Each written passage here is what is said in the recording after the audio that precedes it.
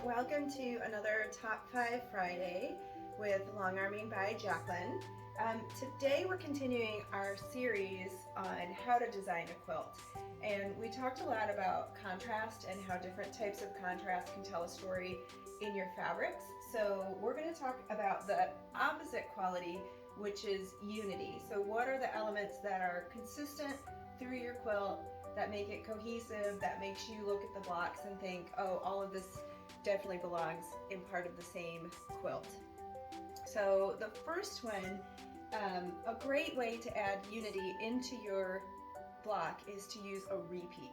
So you can see I've got the same shape in this layout of a quilt that I'm working on for a customer, and every block, even though it's reversing the color tone from these sort of light on dark background to the dark on light background, every block is the same basic shape. So that's why those repeat patterns are so popular, and they all sort of look great, because anything that you do, even if it's quite simple, and then you repeat it in a grid, it's going to look very on purpose, very cohesive, and give you that continuity throughout your quilt. So this also has the same background / accent color throughout every piece. So in this quilt, she's chosen white background, and then when the colors reverse, it becomes the accent color.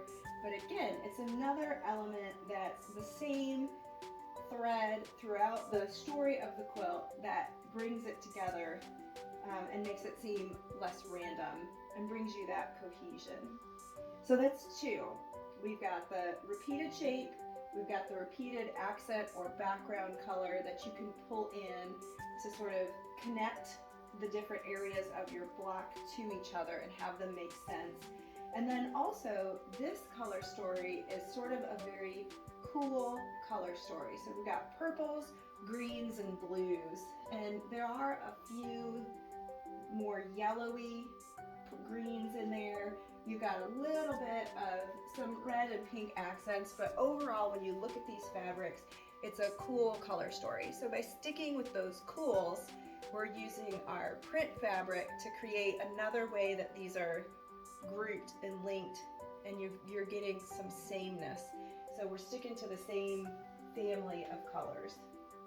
And then also, when we talk about these prints, the prints are all very saturated colors. So it's got kind of the same value. If I were to take a picture of this in black and white, even though these are a lot of different colors going on, they're going to be a similar shade of gray in a black and white picture. So that's value, like how much darkness or pigment is in a color. So very saturated and jewel tone story going on. So even though the prints are all different, there's a lot going on, there's still that element of togetherness there. So same shape, same background or accent color, sticking to a color palette. And that doesn't mean it has to be monochromatic. That means you have to have a little bit of restraint in defining what's your color group for this. So a little bit of you're not just completely all over the place. And then sticking with the same saturation when I go to my print. And then also the same scale. So if I look at all of these prints, they're not exactly the same scale, but with the shape and size of these little thin pieces, there's enough of the print fits in this little window that I can make it out. But also when you step back, it does look more textural. So none of them are teeny tiny little itty bitty dots that from this distance are going to read as a solid. If I had a little red with a little white pin dot from this distance, it would just look like a pink or a lighter red. So it's enough that you're picking up the texture from this distance, but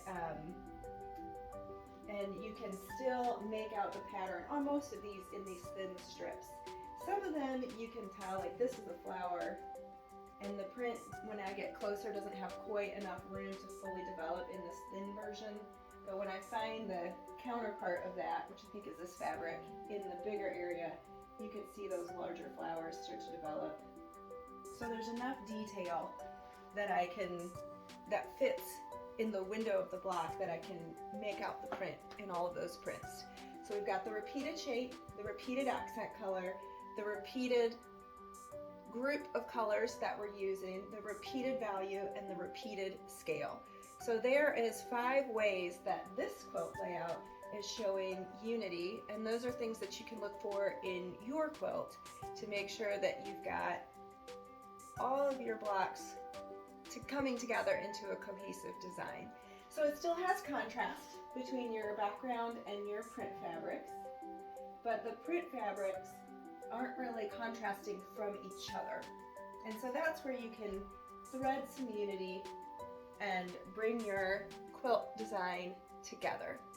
So I can't take credit for this. This is a pattern. It's called Venus from GE Designs Iceland. And I have been piecing this for a customer of mine. I think most of these fabrics are Cape Facet fabrics. And this white is a high quality white. Let me see if I can find it. So the white background that she used is a Free Spirit Designer Solid Winter White. And that is a great high quality white. I know sometimes we think a solid's a solid, just get the cheapest one you can find, but this one's got a nice heaviness and a little bit more opacity to it. So that was a fabric that was provided by the customer, and I thought, ooh, this is a little bit nicer. So that's kind of cool. All right, well, that is just a quick one for your Top 5 Friday, building our part of how to design a quilt series. And you'll notice that if you're sewing to a pattern, you're still designing your color story. Some of the design work has been done for you, but the way you put together your palette, the way you combine your prints is gonna make a big difference in the final product. So in fact, this, ooh, can I make it not reflective? I'll do a still picture of that, is the pattern in sort of a purple and tan color story. And then here you've got your cool colors in white, and you can see the quilt as it comes together is going to have a totally different character based on that color design. All right, happy what you sewing? Nope. Happy Top 5 Friday. Enjoy your weekend, and be sure to tune in on our Facebook page, which is Facebook.com/longarming by Jacqueline. And you can check us out on Instagram. It's massey, massey.jc. And as always, like and subscribe to our channel. By you subscribing and sharing our videos, you let YouTube know that you like them. They share them with other quilters, and it helps us put more great content and support the channel. So it's a great way that's free for you to give us a little support. Thank you so much. Have a great weekend. Bye.